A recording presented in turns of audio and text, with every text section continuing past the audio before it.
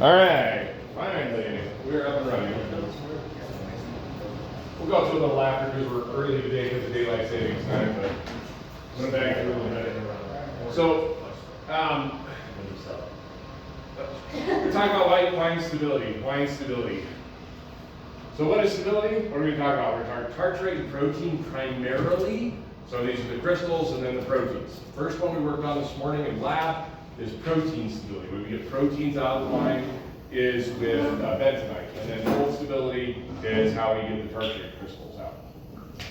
So I'll give you some quick definitions. Clarification is just basically the removal of insoluble solids from wine or juice. We're going to spend the next 2 days on clarifying wine using different methods. Different types of filters, different types of centrifuges, and things like that. The other thing we're going to do is we're going to work on stabilization, which is we're going to make the wine stable so that we can make sure that any of those components in the wine stay in solution. So what's interesting is you can sterile filter a wine, but if it's unstable, all these things will fall out later. So we're trying to make sure that we're going to get rid of those things on the front end. Finding is the addition of substances to wine that react or interact with its components to cause a change in the composition, followed by the complete removal from the wine. So we're going to add something to the wine. Whenever we find, it's like refining. We're just finding the wine. We're adding something that removes a compound from the wine, and it will fall out. So the reality is, all the clarification in the world won't help unless the wine's stable.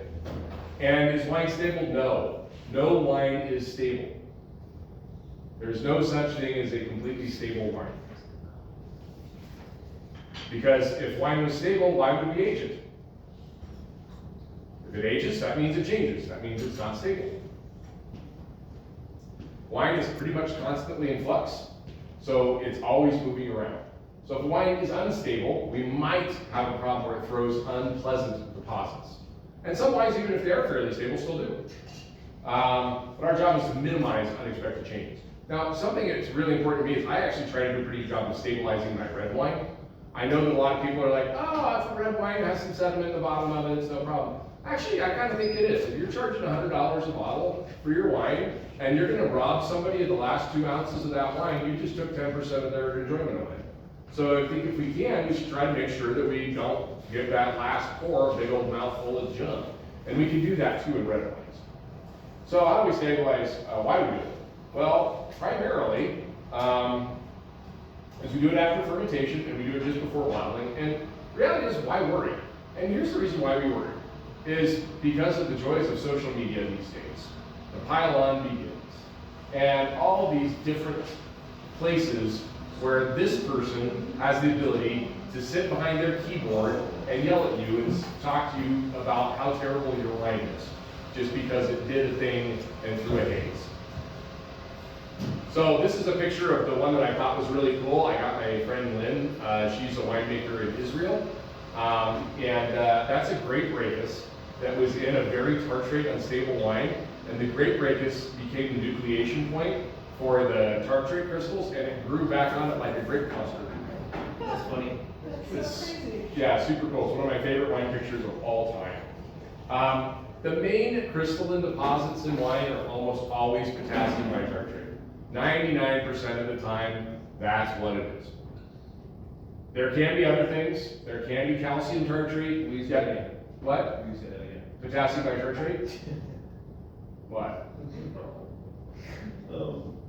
That 90% of all. 90% of all the crystalline hazes in wine are potassium bitartrate.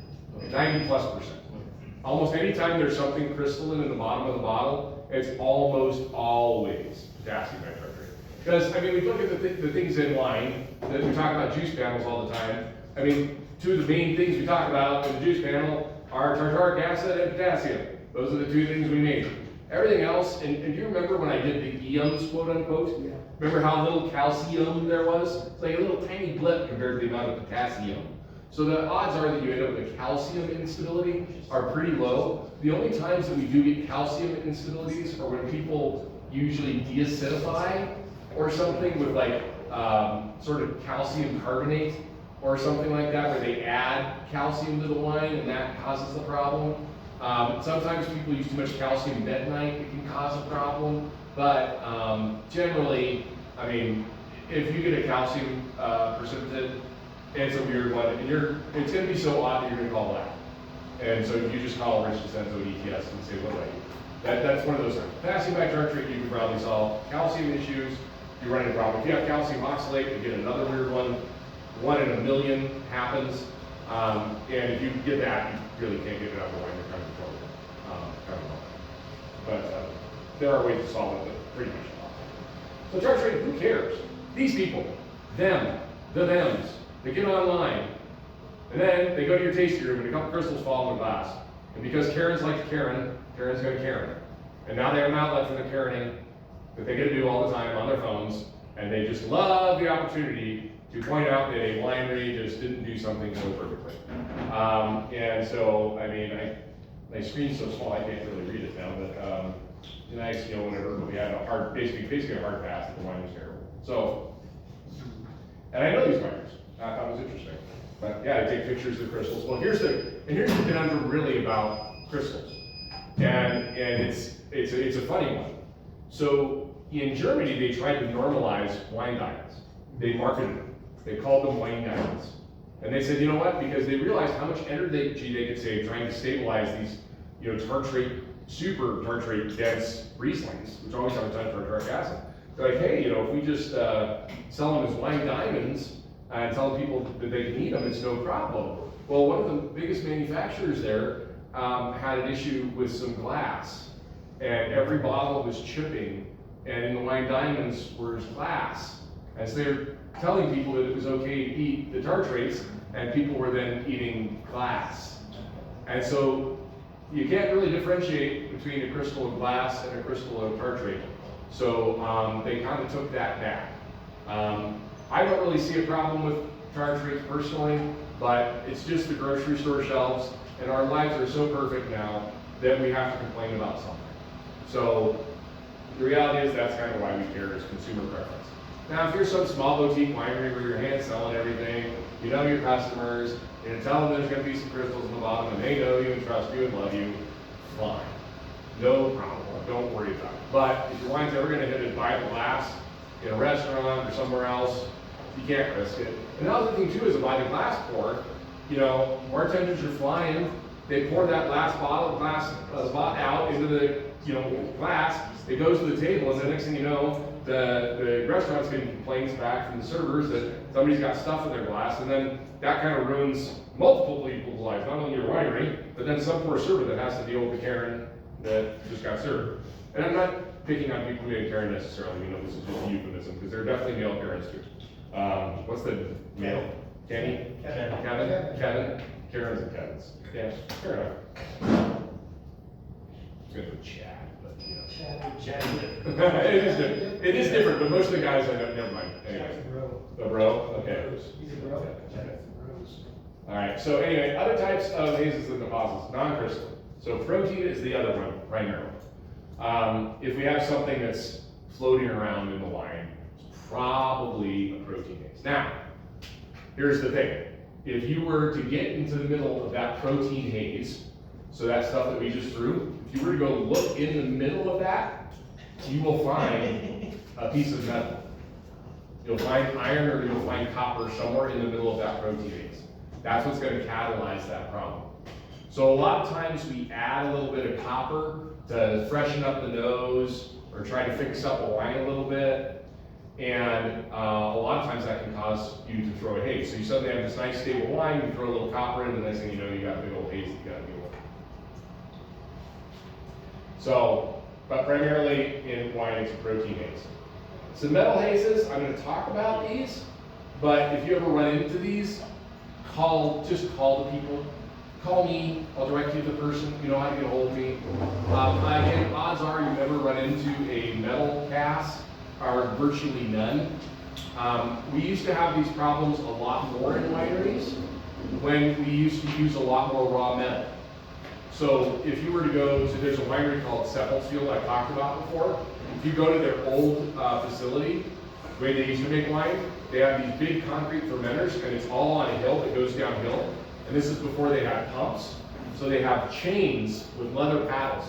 So what they do is they ferment, and then they pull the door open on the fermenter, the wine pours out, and it gets paddled down to the next place. But they have an iron chain, and there's somebody whose job was to sit there just putting molten wax on the chain as it paddled by. But we also used a lot more raw metal in our machine harvesters. We used a lot more raw metal in our cellars, and our pumps a lot of times had metal interfaces. So we used to have a lot more potential for iron and metal getting into wine. A lot of times our valves were made out of brass. We used a lot of brass instead of stainless steel. So a lot of the lore of these metal hazes, although they are very real, they are much less common today because we use a lot of stainless and we use a lot of plastic, which may have its own issues, but that will remain to be seen. So these things can be an issue, and that is actually a copper haze in that top bottle. And that was from an accidental, way over add. Somebody miscalculated their copper add in their wine.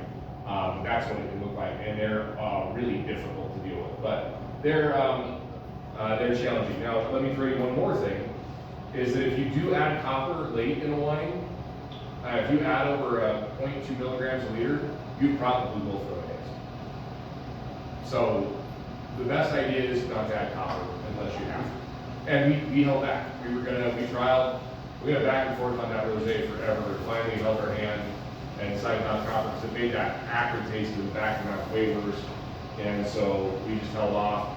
And so now we'll just hope that any of that production or any of those messy things get kind of complex in the garage. And then the good news is we can fix it up later with a little dosage to cover it up.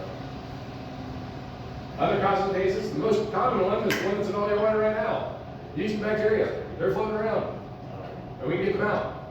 There's a few ways to get them out. They're doing a lovely job. That is actually just about right. I like that. Yeah, I think that's about right for a pet nap. That's cool. All right. And you're going faster than I thought you would. So. For those of you seeing the video, they're centrifuging a pet nap in the back of the class. Carry on. And we're going to talk all about yeast and bacteria the next couple of days. But generally, the reason we end up with a microbial haze after we filtered is because there's a mistake in the bottling line. So a lot of times, what happens is people sterile filter their wine, and then they go bottle it, but they didn't clean the bottling line properly. I had one that was crazy. I was trying to do a sulfite-free wine or an SO2-free, like kind of natural wine, but I was going to do it all with filtration. And we videotaped quite a bit of the bottling of it. And we all of a sudden in the middle of the bottling, like all the wines are good, and then there's a half a box that's bad, like a cage that's bad, and then they're fighting it. And I noticed in the video, I had a person who was a brewer, and they showed up and they just jumped in and started helping out, putting caps. They were just grabbing the caps and putting them on bottles. And just their hands, by not being clean, inoculated every single bottle with a type of bacteria that they use in making sour beer. Because it's not something we normally use in winemaking, and it took off in just a chunk of the bottles. And they all threw a haze, but everything else was fine. But it was directly attributable to that person showing up with their dirty hands and not wearing gloves to handle bottle caps, and the next thing you know, we got hazes. So most of the time we have microbial hazes, it's something growing. So unfiltered wines are a good way to get it, and then wines that have something left to eat. If you have some malic acid left to eat, and the SO2 drops, ML bacteria, if they're around, they'll wake up. If there's some sugar in the bottle, and there's one yeast cell, it will eventually multiply into many, and it will ferment. So it's really important for us to watch our filtration. What we're going to do here, because I don't have the luxury of a sterile filter at the school, we're going to centrifuge it to as clear as we can possibly get it, brilliantly clear. We'll probably run it through the plate and frame filter, but what we're going to do is I'm going to add a little bit of a compound called potassium sorbate, which is also in everything. Pretty harmless to humans, but it causes yeast not to live. So we're going to make sure that we don't have a problem there. And then the reason we won't go through mallow is I'll make sure our total SO2 is over like 65, 70 parts, so that wine won't go through mallow either. So we're going to use chemistry on our side to keep the Riesling working here. But generally, I use really good filtration. But we don't have those tools here, so we're just gonna do the best we can. Oh, what do we got here?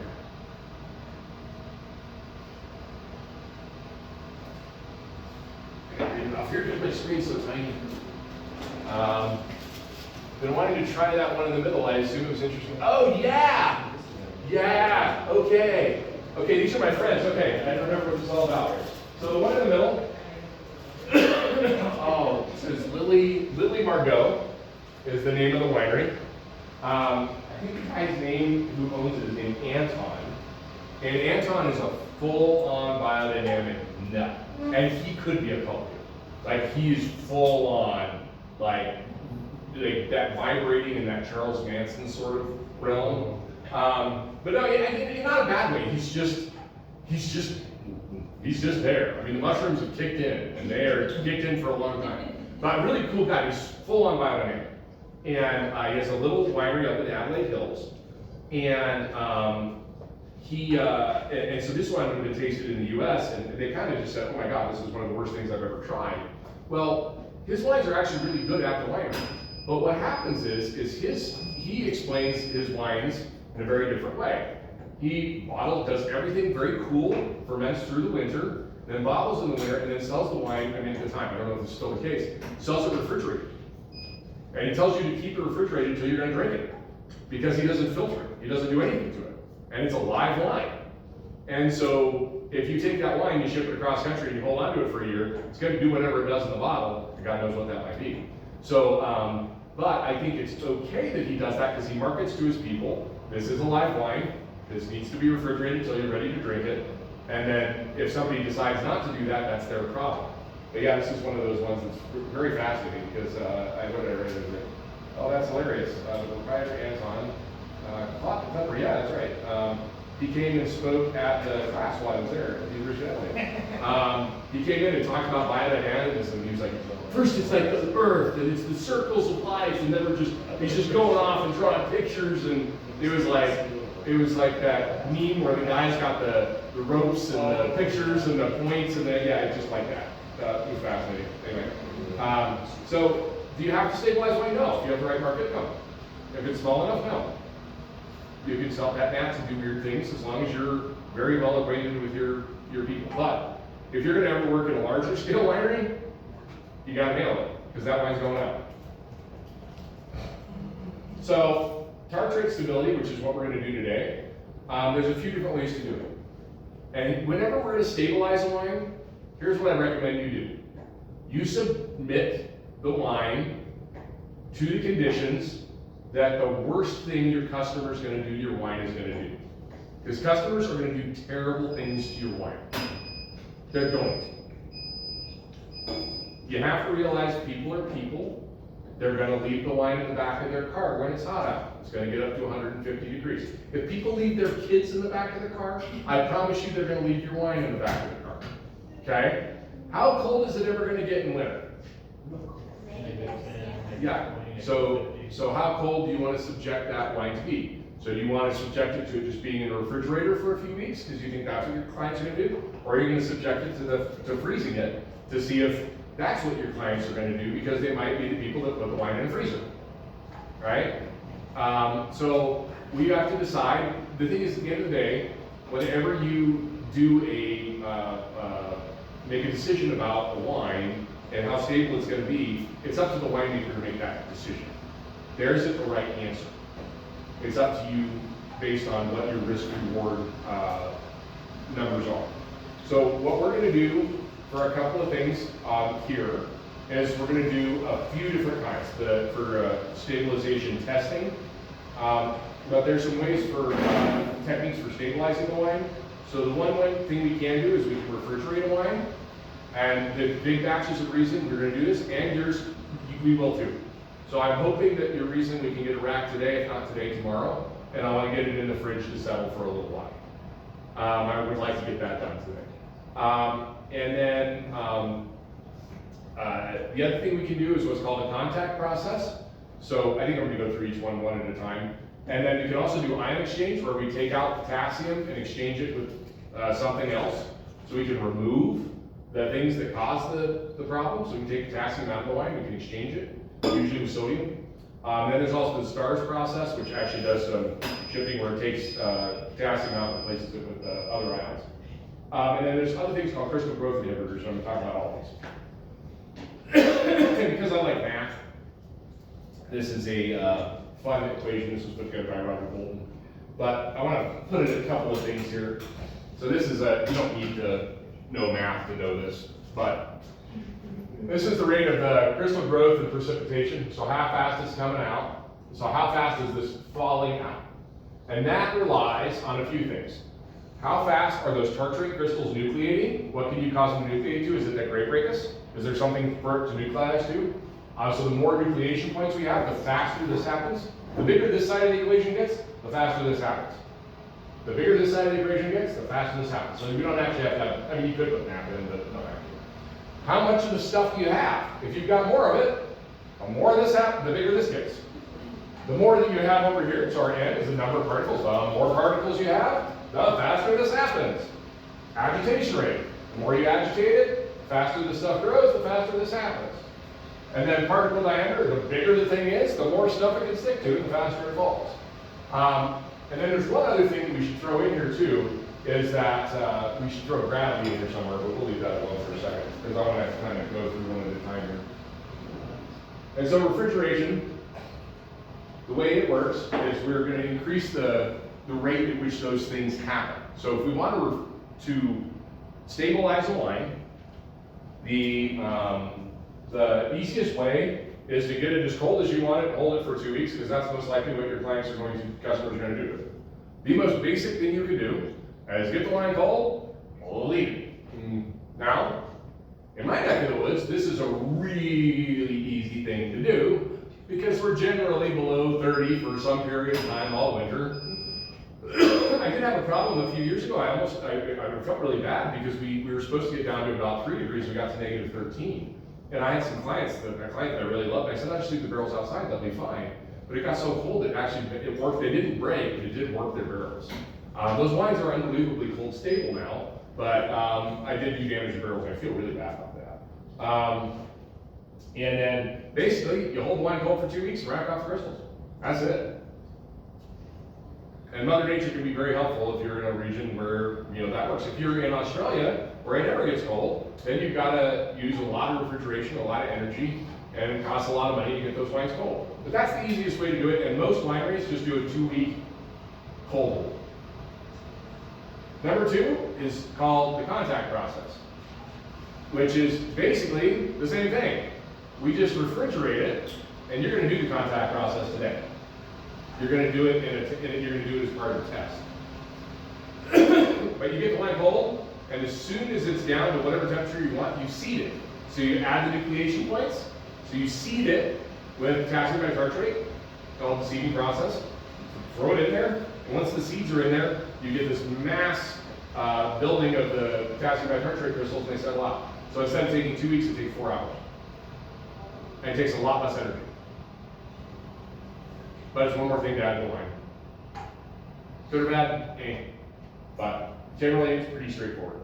In a lot of places that are bigger wineries, they'll cold settle the wine, they save the tartrate crystals, they grind them up, and they just reuse them. Ion exchange is where we run wine through a column.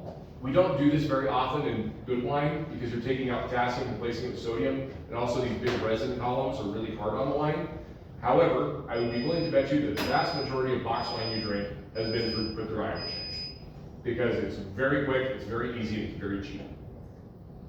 And when you're turning your wine from crush to bottle in 2 weeks, it's all about the speed.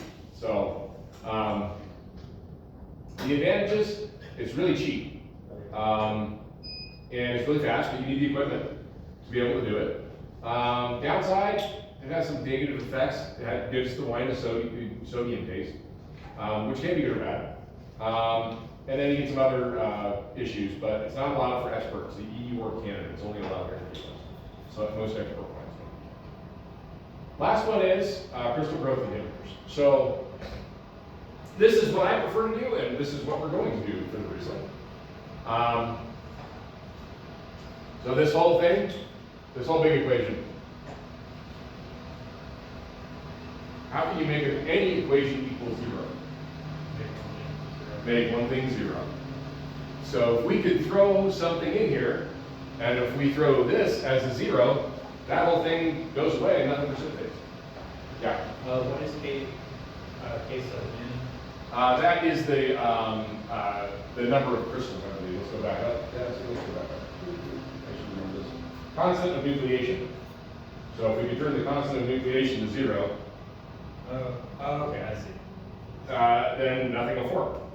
So there's no nucleation, there's nothing. So let me take you through this really quickly and what these things are. We have them now. We have 2 kinds. There's one I don't have in this presentation because it was just approved this year. It's called potassium polyaspartate. But anyway, we're talking about tartrate stability using carboxyl cellulose. CMC is just paper. It's recycled paper. It's nothing but paper. It's very similar to gum arabic, which is also in everything. How tartrate form? This is tartaric acid. That's potassium. They like to make out. They're different. They like to get together. They like to hook up. But here's how I like to think of things, because you know me. This is tartaric acid, and this is potassium. And you put them together, and you can build stuff. So now, here's what happens. This is cool. This is a guy named James May. He was a guy on Top Gear, and he also does other shows. But if you put James May in a room with a long enough period of time, with some potassium and some tartrates, he will build you a giant Lego house, and then it will fall out of your line.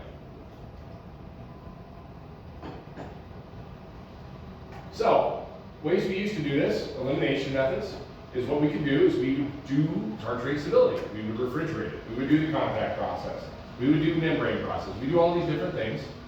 Or, the other ways we could do it is just make the tartrate crystals get coated. So, we have some that are yeast banana proteins. So, barrel fermented Chardonnays tend to be more tartrate stable because the yeast, as they die, they coat the tartrate crystals and keep them from forming. We used to have this thing called metatartaric acid, but it would break down in like 6 months, so yay. And then now we have carboxymethylcellulose and potassium polyaspartate. So what is it? It's synthesized by the alkali catalyzed reaction of cellulose with chloroacetic acid. They invented this in 1940. It's been around for almost 100 years now. I don't know how that works. Don't ask me what that means. I'm enough of a chemist to make up a BS answer. I don't know. But you end up with this clear liquid. It is. And it's in everything.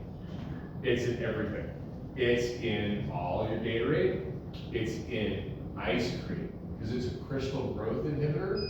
So you don't get the crystals, you get pure creamy ice cream. You know those gelatos that are otherworldly smooth? How do you think they get there? Yeah. Yeah. It's in paint. And it's one of the primary stabilizers for gluten-free bread. And I have a bit of a hilarious, thought. Thought. I'm sure it's not true. But I just wonder, because carboxymethylcellulose is basically just fiber, that you're just suddenly introducing so much fiber into people's diets through these gluten-free breads that it's solving their gut issues. No, that's a joke. It's not real. I'm not a doctor. I'm just kidding. Maybe, just maybe, it's because of the cellulose. Or not.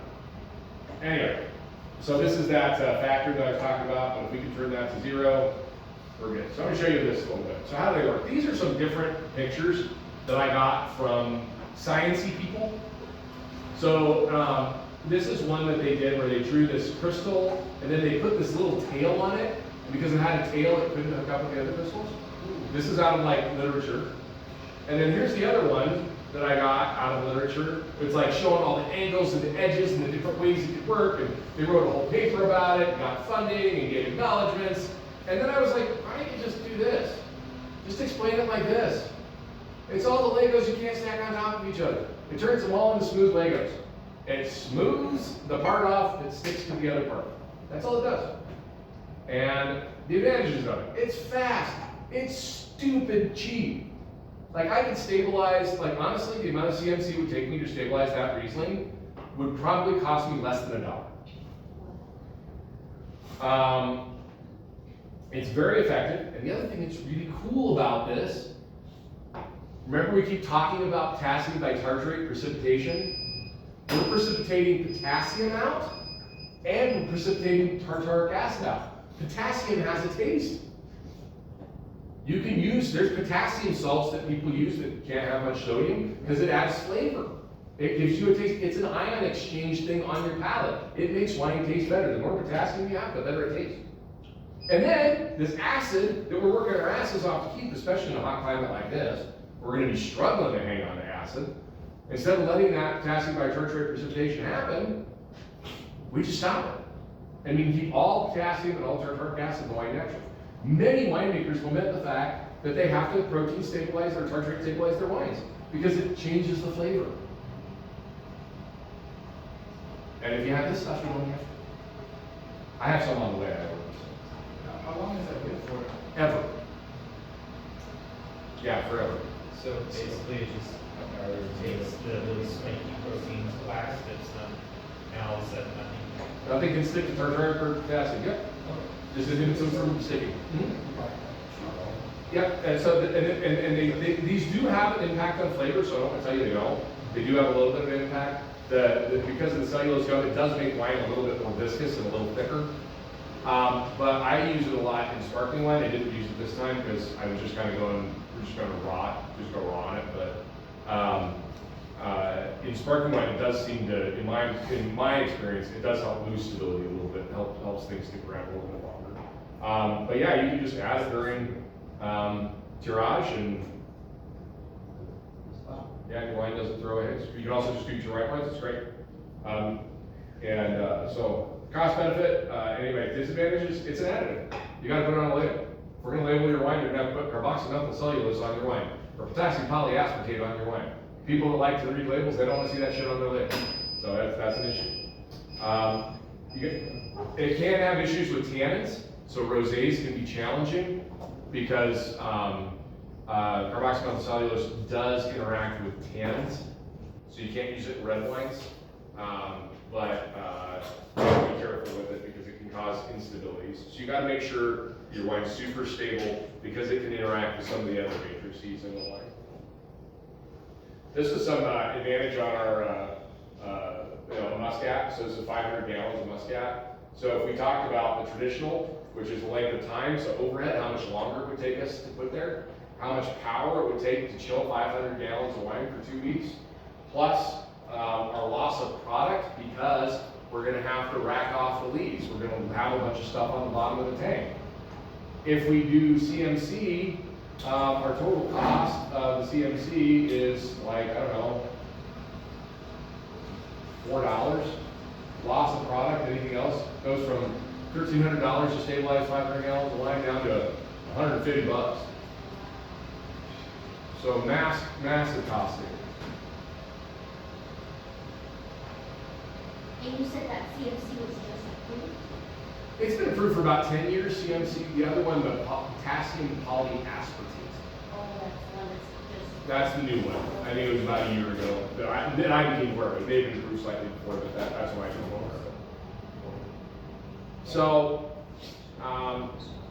anyway, this was that idea of the wine is crushed in glass in such a short period of time, so that we can get things done more quickly. And this saves you all that refrigeration cost and everything else. And actually, I poured these wines at a conference, and so we let people get to taste them right there in front of the people. I don't have these wines anymore. I was bought, but basically they got to try them and see what they thought of them. Because when I did this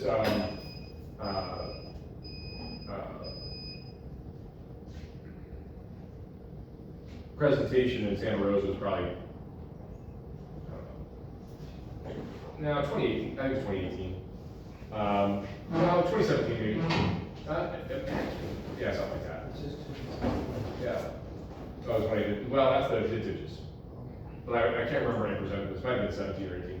But anyway, we asked how they did, and we tasted them. These are all the things they won.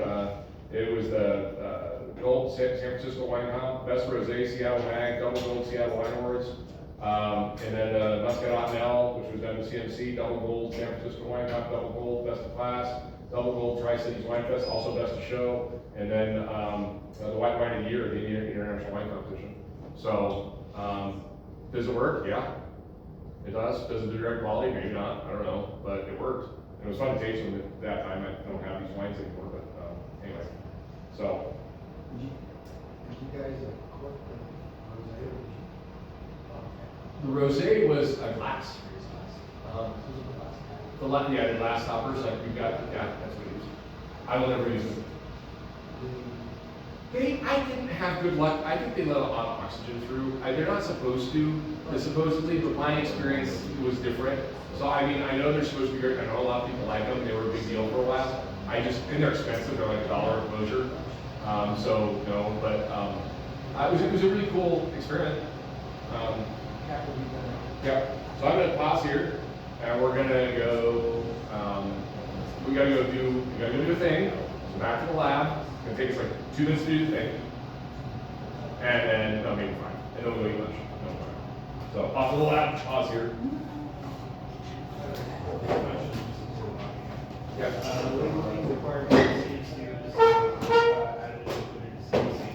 Yeah, I'm hoping there's everybody's debating right now. They're trying to get these things because they're going to be such low amounts that they'd be technically like a processing agent, yeah, instead of a